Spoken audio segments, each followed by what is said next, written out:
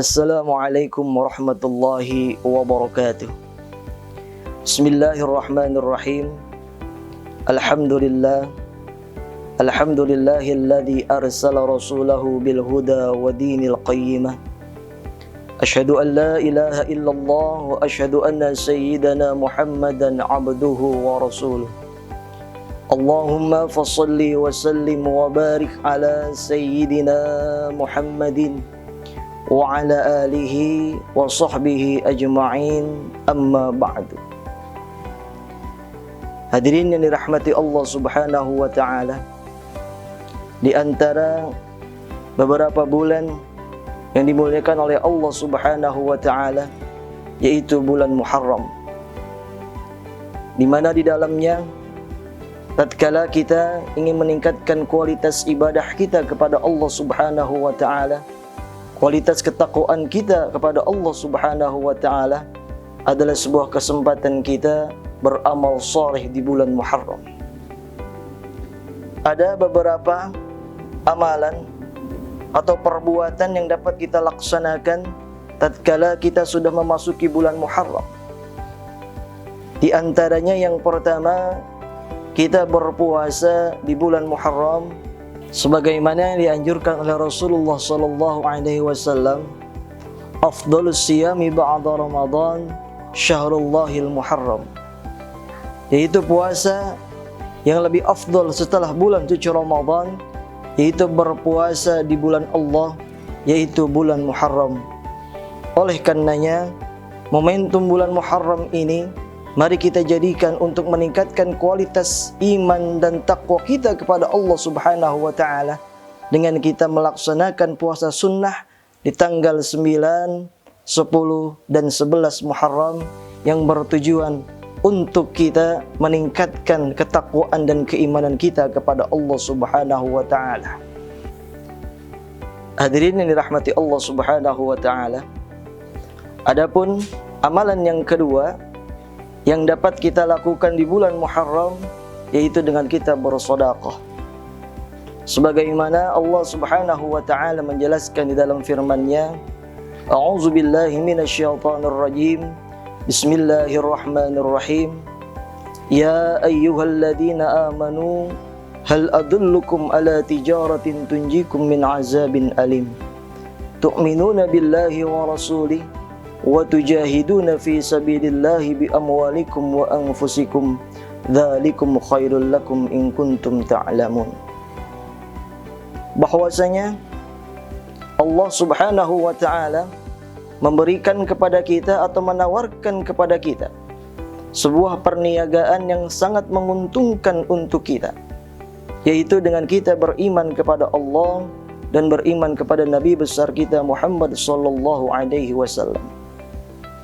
Wujud iman kita harus kita buktikan dengan perkataan dan perbuatan yang memang menunjukkan keimanan kita kepada Allah subhanahu wa ta'ala.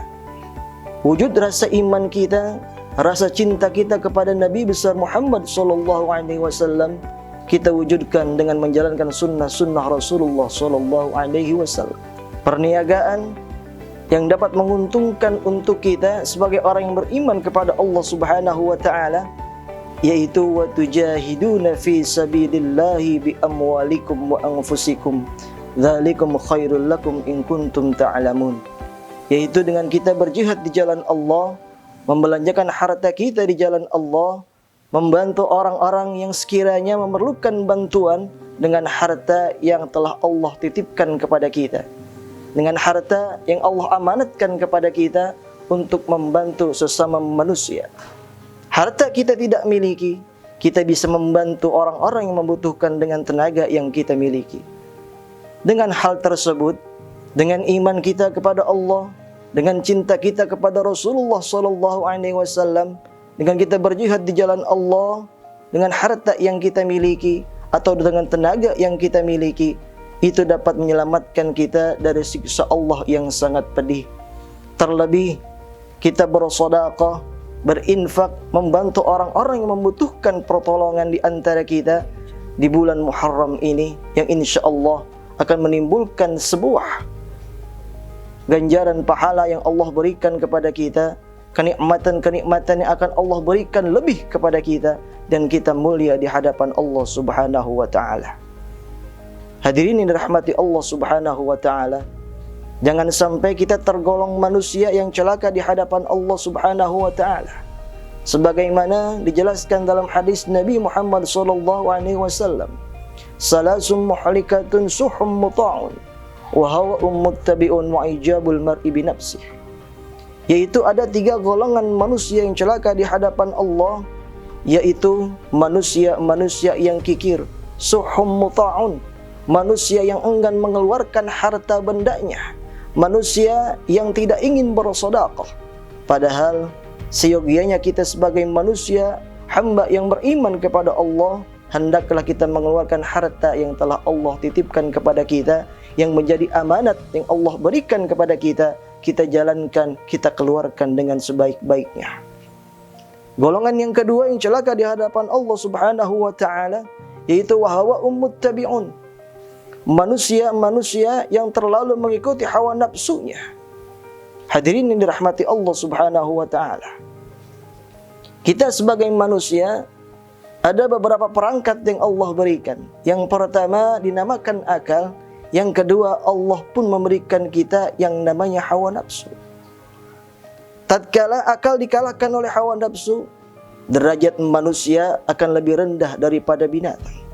Tetapi tatkala manusia dapat mengendalikan hawa nafsunya, maka derajat manusia akan lebih daripada malaikatnya Allah Subhanahu wa ta'ala.